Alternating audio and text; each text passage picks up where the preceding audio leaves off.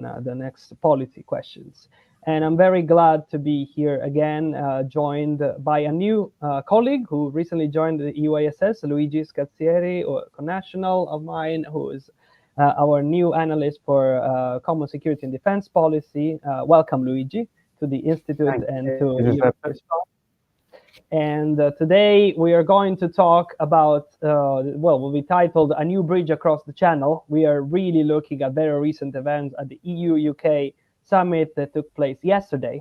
And we're going to talk about its implication for defense, for European security, but also trying to ask whether beyond defense this means a broader reset of questions, so of EU-UK relations. So just to give some sense to our listeners, who are definitely many of whom are experts, they will know that an agreement was signed between the EU and UK late on Sunday night, and the EU ambassador apparently signed it on Monday morning, right before the summit, which took place with Prime Minister Keir Starmer, Commission President Ursula von der Leyen, and Council President Antonio Costa. A key part of that agreement was the signature of a security and defense partnership with the United Kingdom, between the EU and the United Kingdom. We will talk about what it means. Then there was a lot of other agreements that were discussed, or at least started at different stages, some of whom are about exploring possibilities, but they cover people and people's movement. It covers health, safety, animal care. It covers internal security, and it covers even migration. So it's a variety, and energy. It's a variety of proposals for continuation, for restarting, indeed, as some people say, reset of relationship between the UK and the EU, which obviously has been in tatters basically since almost 10 years, since the Brexit referendum, and then continuing with the trade and cooperation agreement and the withdrawal and so on. So let's start with this, Luigi. I want to ask you, from your standpoint, how significant this summit was between the EU and UK, or whether it was, in your opinion, too little ambitious. Thank you, Giuseppe, and it's great to be discussing this issue. So, what I would start by saying is that, as you said, we've been in a long process in the relationship of negotiating, in particular, over the implementation of things that had already been agreed, and especially over the trade and cooperation agreement that had been agreed in 2020, and even more specifically over how it affected the border in Northern Ireland. So there were many discussions over how those agreements could be made to work. Now, for the first time, we've had a summit where the two sides have agreed to look ahead.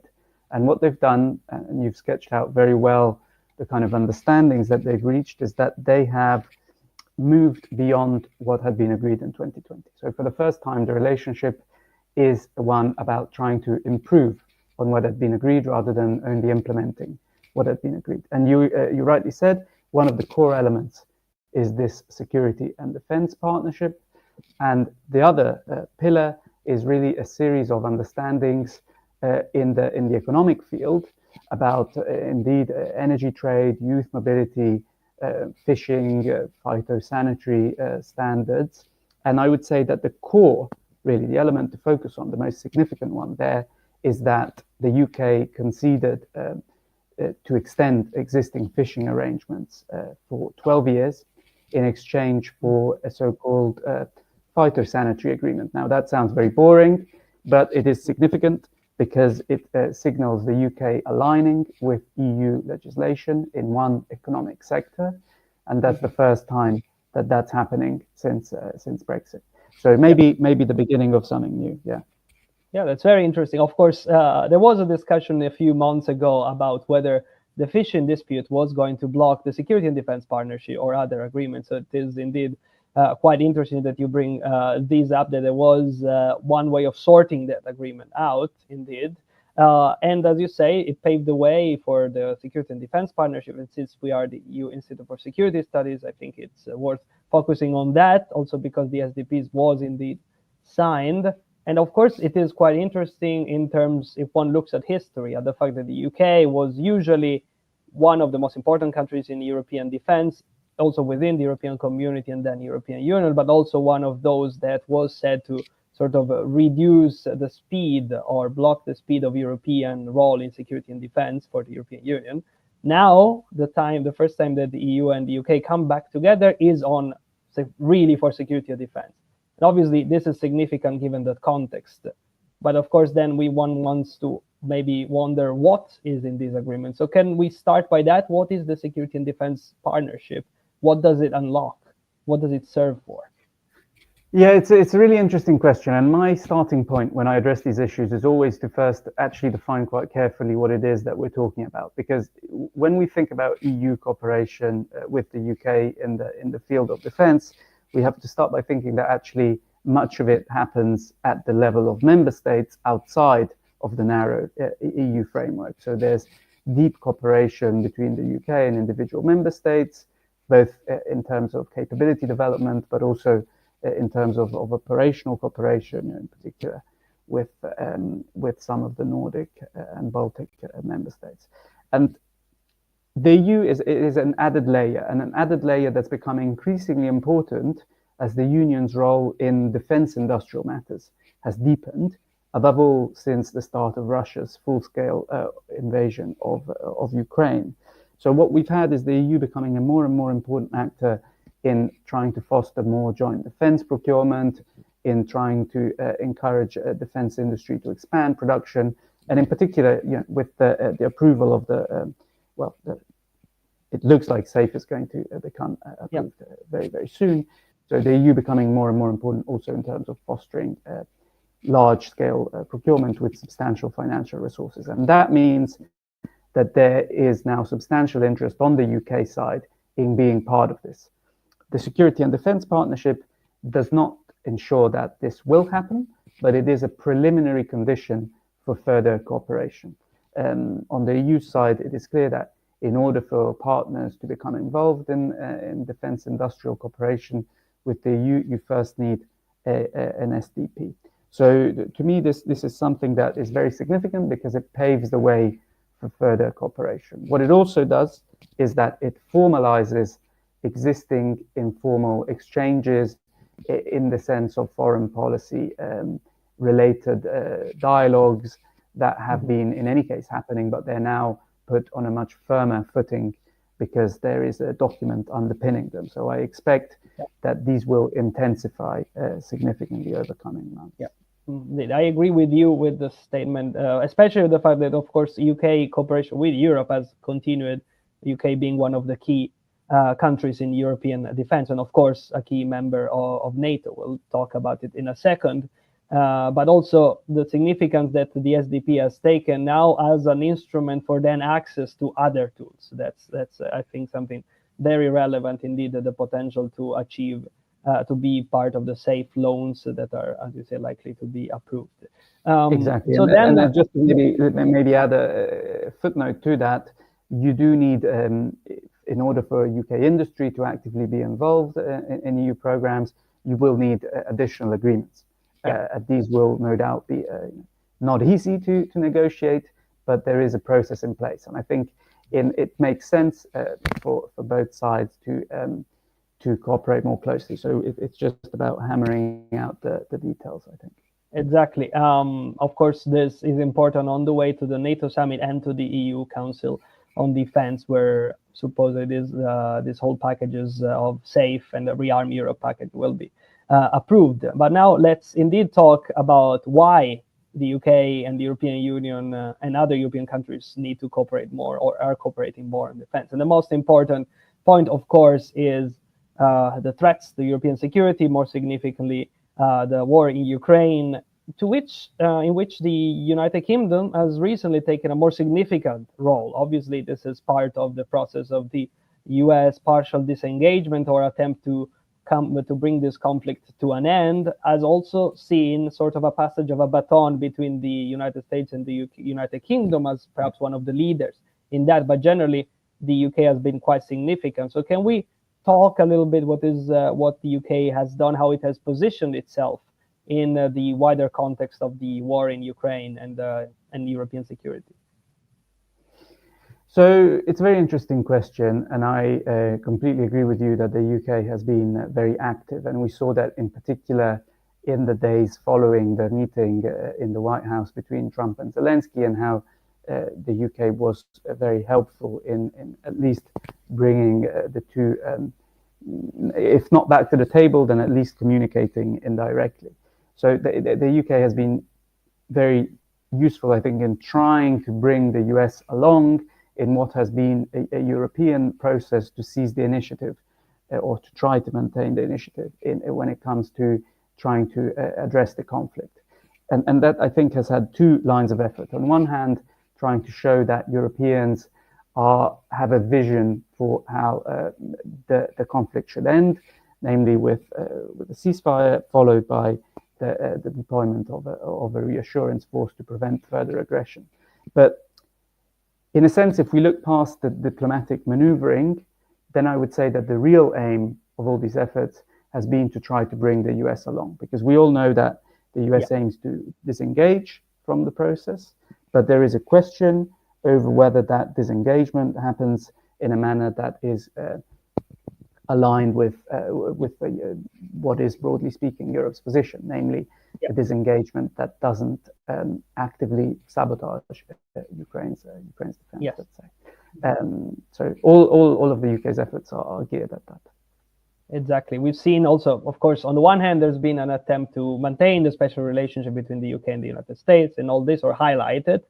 But at the same time, indeed, the UK's role in the Ramstein format, taking over there, but also, as you say, actively participating in the phone diplomacy, perhaps between the coalition of the willing or of the volunteers, and on the other hand, the United States is been quite significant. And do you see that? Of course, there's been a sort of Anglo-French motor at the beginning to this between Keir Starmer and Emmanuel Macron.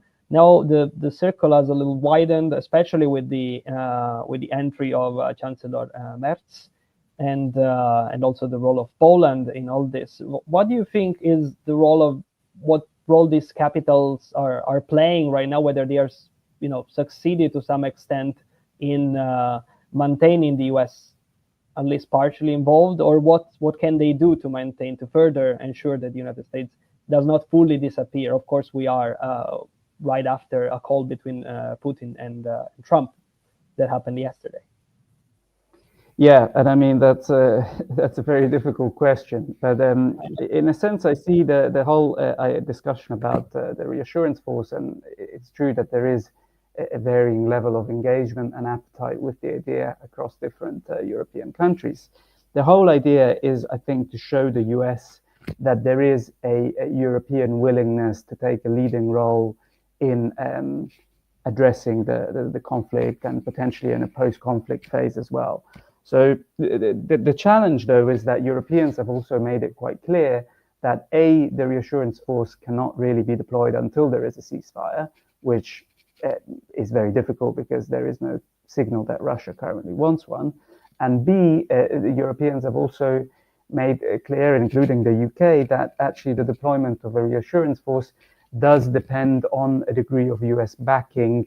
Now, you can call it a backstop, you can call it whatever you wish, but it's clear that there is need for some US enablers, or for the US to, in any case, provide some degree of deterrence in case Russia was to try to attack the force. I don't see any willingness to go ahead without that. And that's the whole problem in this, that Europeans are in a very difficult situation because they need to show the US that they have a plan, that they have an alternative, but at the same time, that plan depends on American buy-in. So it's something that, of course, is under discussion, is under development, but that's the challenge as I see it. Indeed, a challenge.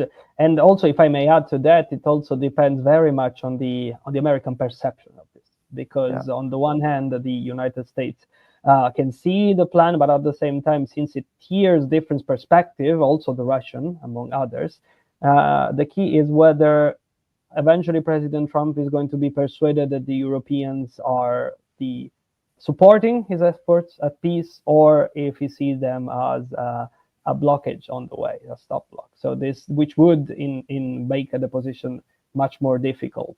But of course, in all this, the key, there seems to be quite a role of personalities in all this. Indeed, the role of Keir Starmer has been significant. Macron himself.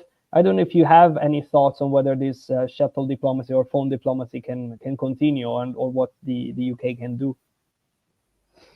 I mean, it's interesting that you say, because initially, actually, when the new Labour government came in, there was the fear that they would really struggle to deal with Trump, partly because some of the members of the government had said some not very nice things about the US president.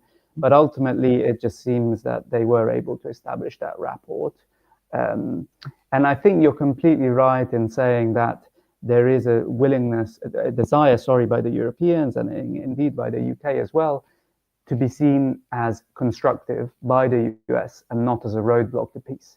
And that's why Europeans, despite being initially skeptic, have bought into this Trump-led attempt to broker a peace agreement. And so everything that they've done has been unfolding within the framework of aligning themselves with an effort to bring about peace, but then trying to slightly modify the US position and make it more amenable to Europe's own security priorities, which the UK shares. And I think, the personal dimension matters a lot, but I think you need a range of leaders to speak to the US for communication to be effective, because what works one day doesn't necessarily work the next day. Very true. And it does open more the scale and the width of possible outcomes. Indeed, that doesn't make it easier. Now, as we talked a little bit about the relationship between the UK and the EU in the European security, perhaps we can zoom out a little more and talk about the other aspects of the UK-EU relationship, which of course used to be very strong, very big, but the UK was in the EU. And then it suddenly came down to almost zero with a very small, with the withdrawal agreement and the trade and cooperation agreement and all that, as you were saying. Then the question then has emerged these days is whether this UK-EU summit can be the starting point for a broader reset of relations with the UK. That, of course, has been sort of the leitmotif since the big change in government that you already mentioned. What do you think? Is this a starting point? There have been talks of this being too little, and others saying, oh, it's very significant. What is your take? So it's a first step, is my take, and it's clearly a positive step because, as I said at the beginning, it's the first time that the two sides are actually trying to build something new, trying to improve on what they had agreed. But it's going to be very challenging to go beyond. So first of all, they need to implement the political commitments that they signed up to, because not everything is actually agreed. There are political understandings over a series of issues, but they still need to be ironed out. But the broader underlying picture is one where, when Brexit was decided, the UK basically decided on a series of red lines: control over immigration, over trade policy, over domestic regulation, and no payments into the EU budget.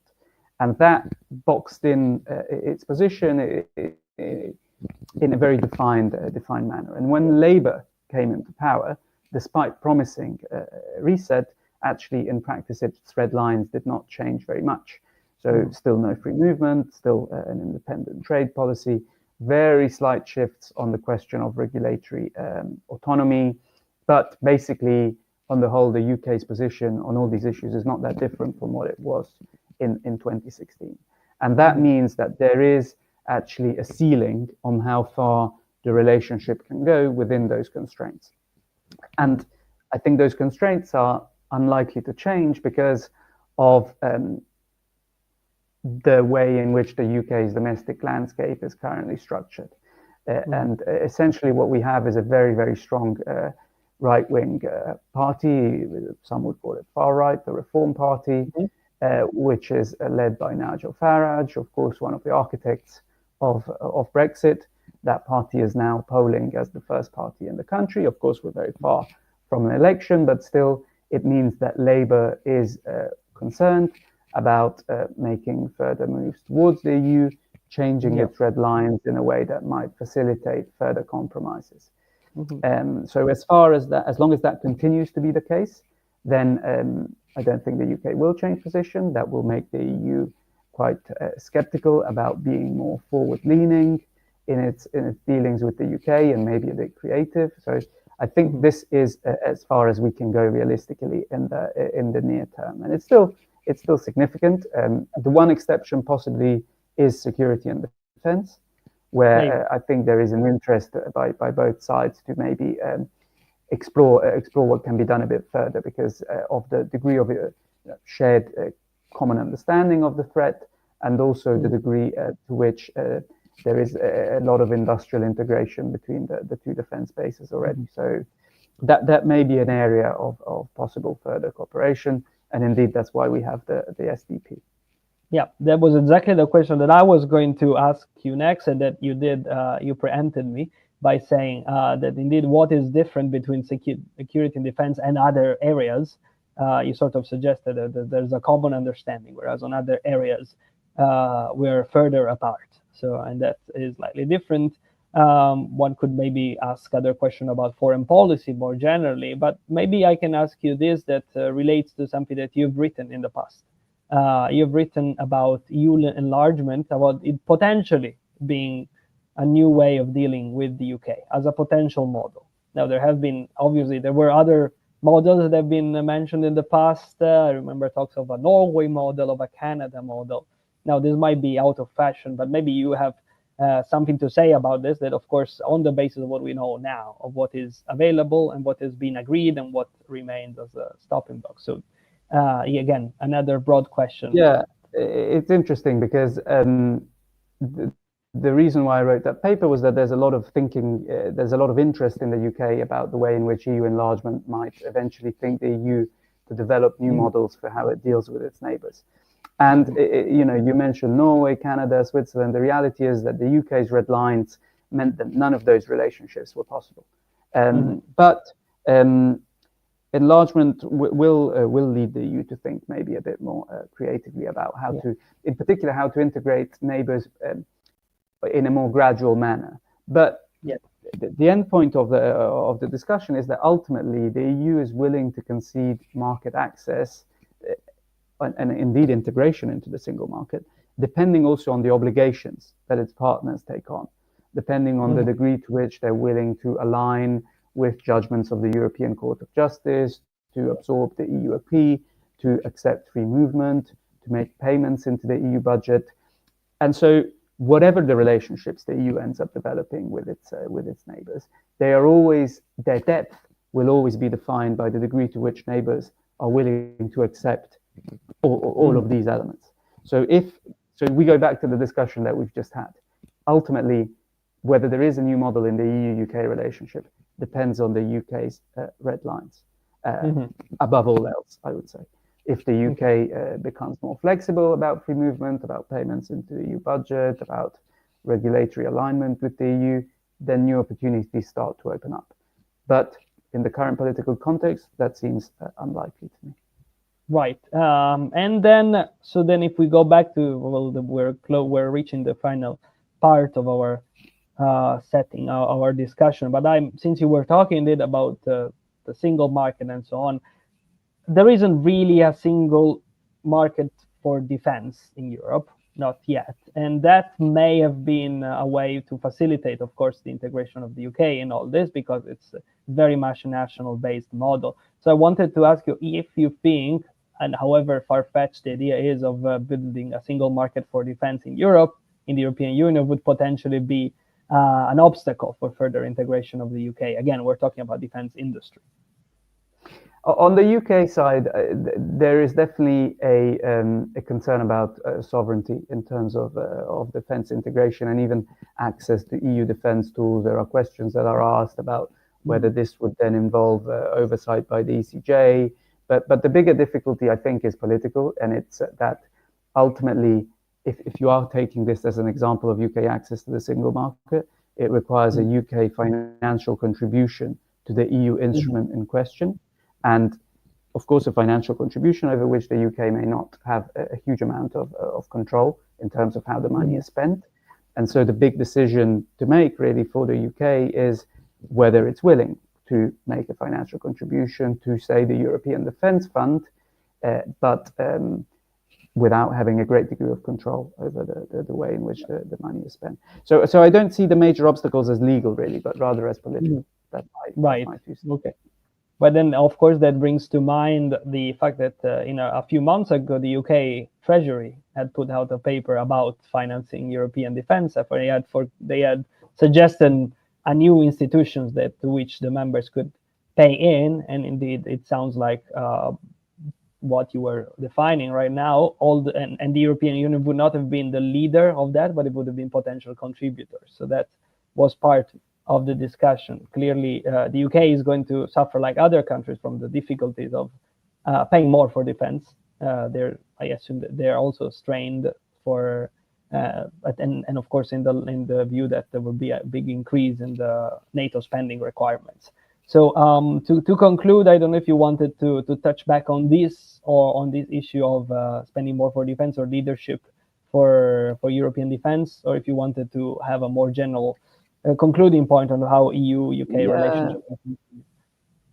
So maybe just to touch on the way in which the UK's role in European security evolves. I think essentially the more we have a disengaged US, the more important the UK's contribution to European security becomes in comparative terms, because this is a country that has a nuclear deterrent, that's in any case always been historically strong on defense, that's had very capable armed forces, that has an ability, I think, diplomatically to kind of, if not lead, that's a very strong word, but bring about coalitions and set out paths that are often quite well received by partners. But there is a question, as you say, in the defense industrial field over the degree to which the UK is involved in Europe's build-up of capabilities. And then there is another question, I think, in terms of the actual contribution to deterrence that the UK will make, because that can be very strong in some areas, indeed in nuclear. It can be very strong in terms of rapid reaction and of providing certain of the specific enablers that the Europeans have relied so much on the US on, so things like intelligence, surveillance and reconnaissance, for example. But it is not, I think, going to be the case that the UK emerges as a major land power and all of a sudden starts making a very large contribution to Europe's deterrence in terms of actual brigades on the ground. When it comes to that, the burden will likely fall on those countries that are much closer to the front line, like indeed Poland or Germany, and there is a strong build-up going on in that sense. But yeah, the main point is that I think the more we have US disengagement, the more pressure there will be on the UK and the EU to work more closely, because they will be increasingly partners of necessity. They are already, but that will be even more so the case. Exactly, and the situation of European security will likely push these countries, the European countries, all including the UK, closer together. That's an excellent way of, I think, to end this short conversation. Thank you so much, Luigi, for helping us understand even further what this true significance is of yesterday's summit, and what the path forward might be. And for the rest of our listeners, thank you so much for joining us, and stay tuned for the next episode of Europe Responds. Thank you so much, and see you soon. Thank you.